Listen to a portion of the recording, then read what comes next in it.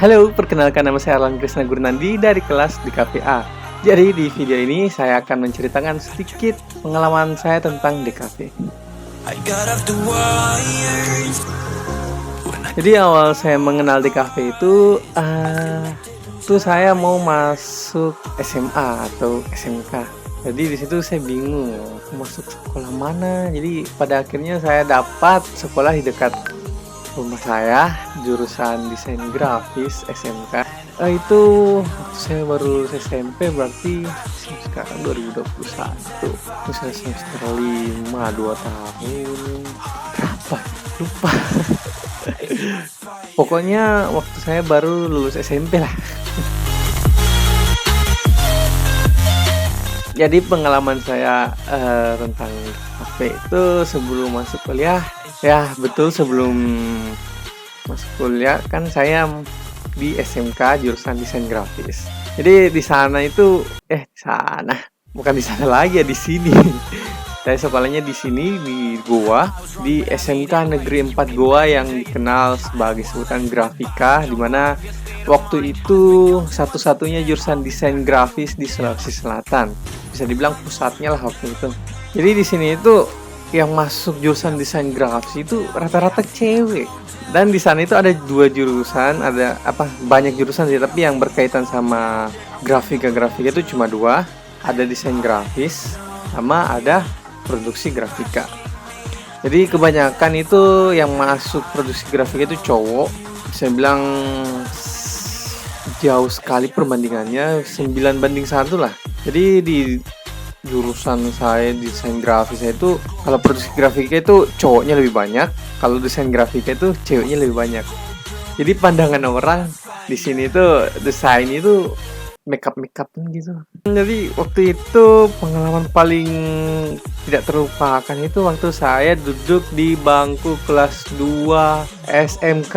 Nah, di situ saya diberi kesempatan untuk mengikuti lomba. Nama lombanya LKS SMK, Lomba Keterampilan Siswa SMK.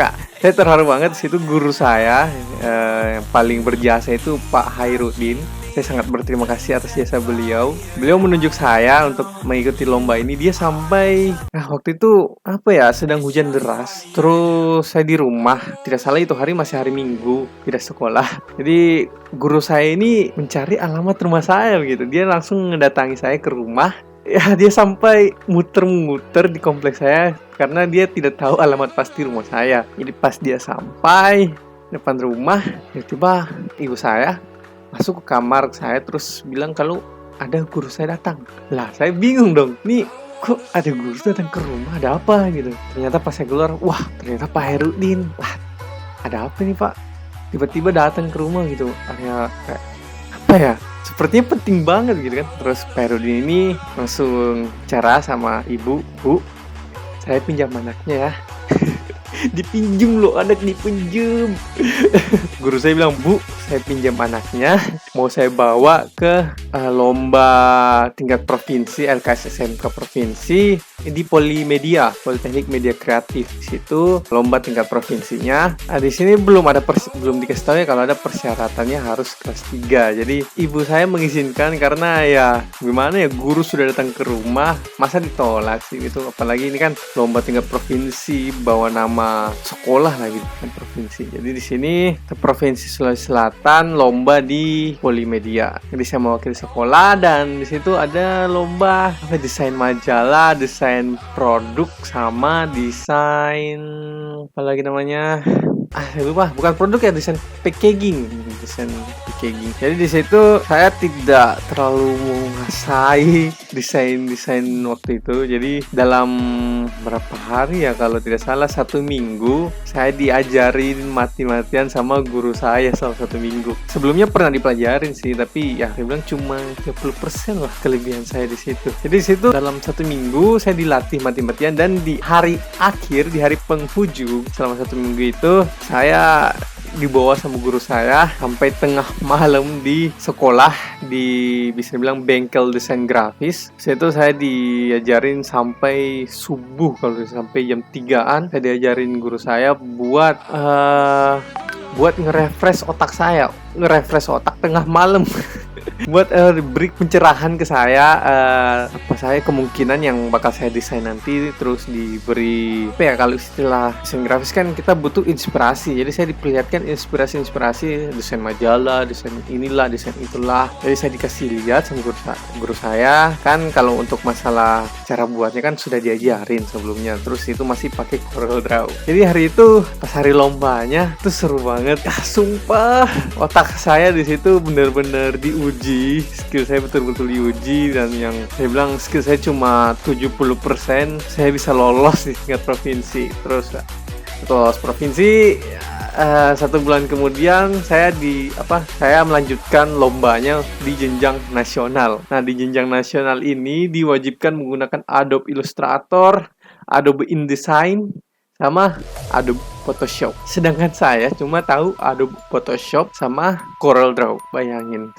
Dalam 1 bulan saya belajar otodidak karena guru saya sendiri cuma tahu CorelDRAW dan Photoshop. Guru saya tahu sih Adobe Illustrator tapi tidak menguasai. Jadi dipanggillah alumni sekolah saya yang tahu Adobe Illustrator. Jadi saya diajarin Adobe Illustrator, diajarin Adobe InDesign. Terus beliau juga sebagai instruktur saya nanti di lomba nasional. Nah, di lomba nasional saya diajar sampai akhirnya lumayan menguasai lah. Dan tibalah hari karantina selama 1 minggu. Jadi saya di karantina di hotel. Itu diasah lah, disitulah saya dikasih tantangan lah sama instruktur. Dia memberi brief, terus saya mendesain. Di selama 1 minggu saya diasah lah mati-matian dari saya 0 menjadi 70%.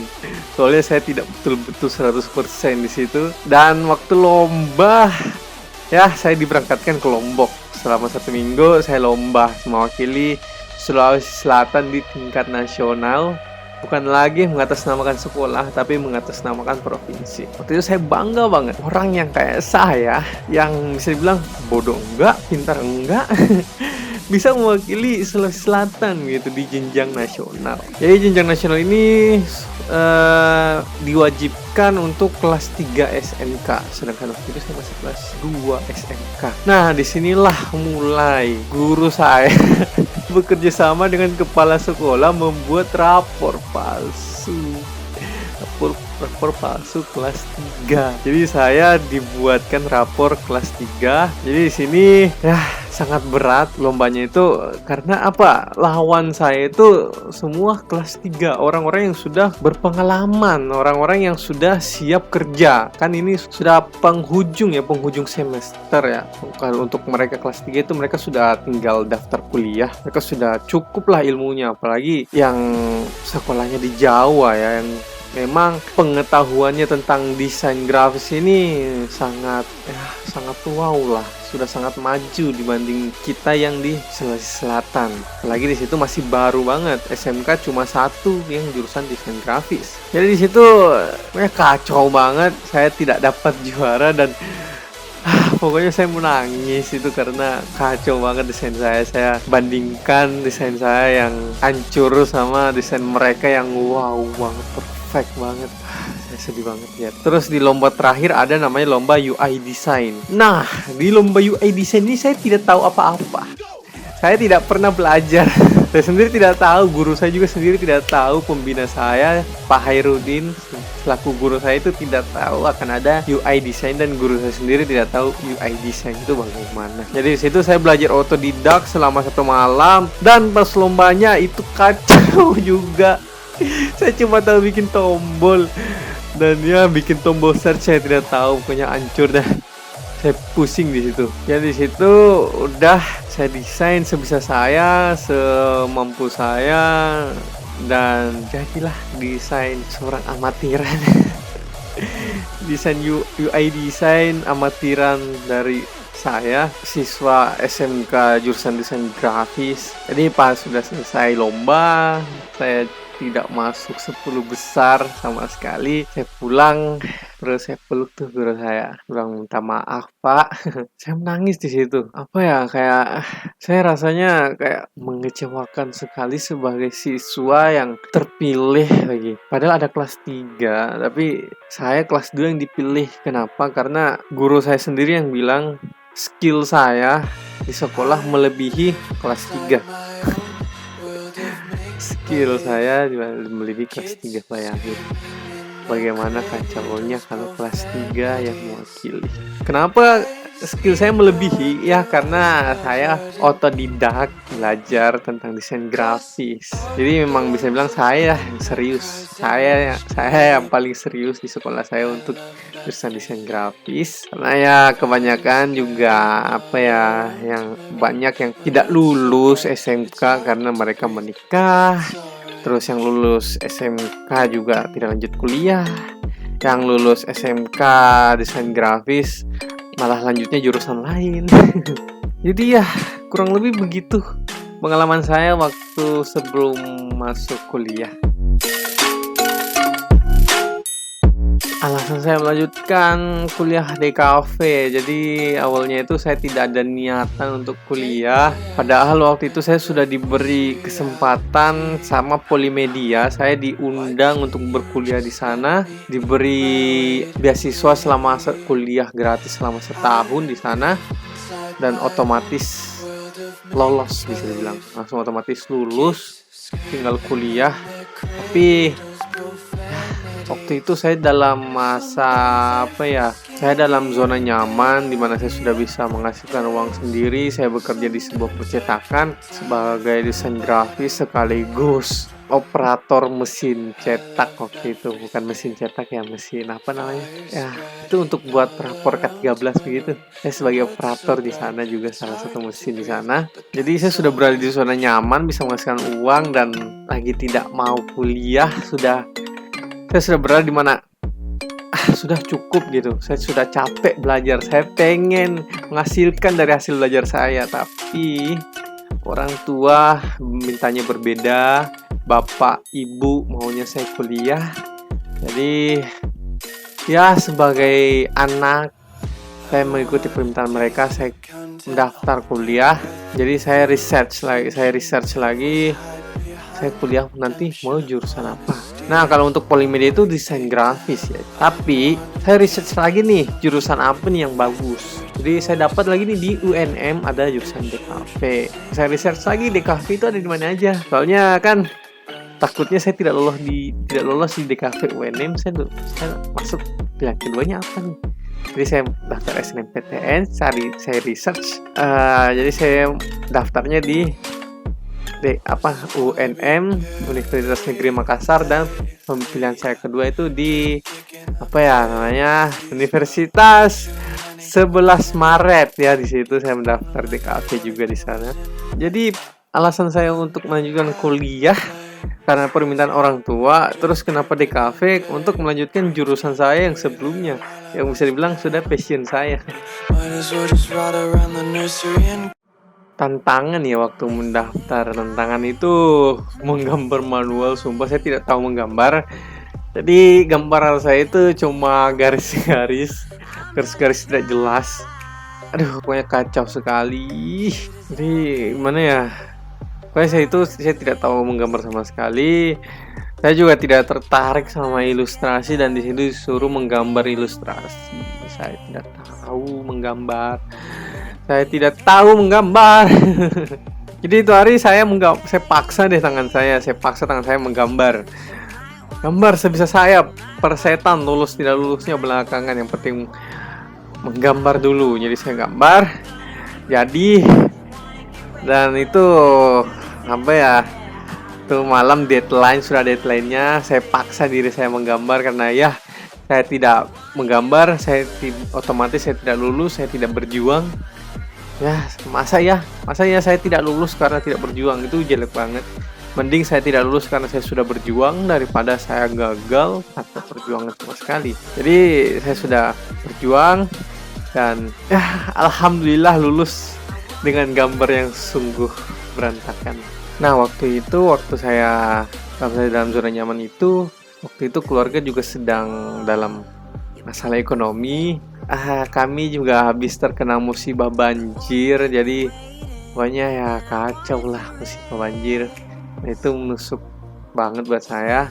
Semua peralatan saya yang sudah saya kumpul, hasil jerih payah saya itu hancur semua. Dan ya bagaimana ya, saya sudah tidak ada sudah tidak ada rasa untuk lanjut belajar lagi. Saya sudah cukup gitu, sudah tidak mau lagi. Nah, walaupun kerja saya di sana juga desain grafis, tapi saya sudah cukup untuk berjuang, eh, lanjut sekolah lagi, lanjut kuliah lagi, karena ya bisa bilang peralatan saya udah habis, laptop saya juga udah rusak waktu itu, dan ya saya udah lemes banget lah.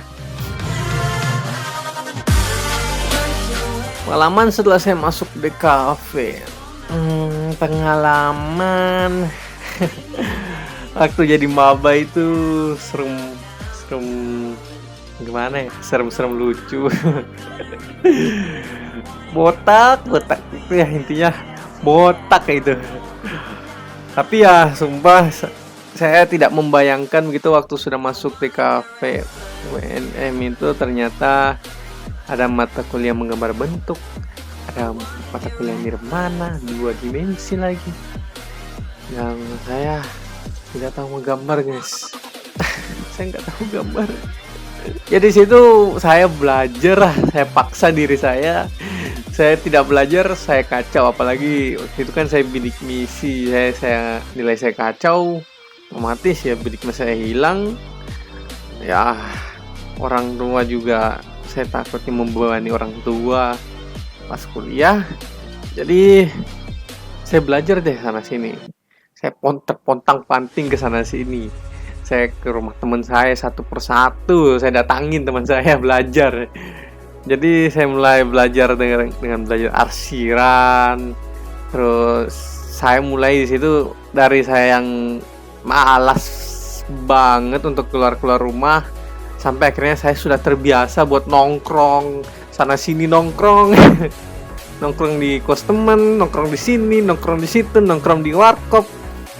Pokoknya ya situ awal mula dari saya sebagai tukang nongkrong.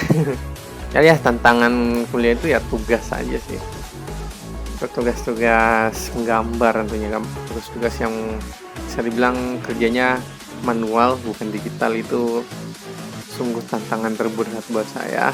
Oke, jadi untuk teman-teman yang nonton ini tolong saya. Kalau ada tugas bantu. Oke. Jadi sekian video vlog dari saya yang berkaitan sama DKV. Jadi saya Arlan Krisna Gurnandi undur diri dari video kali ini. Terima kasih. Bye bye.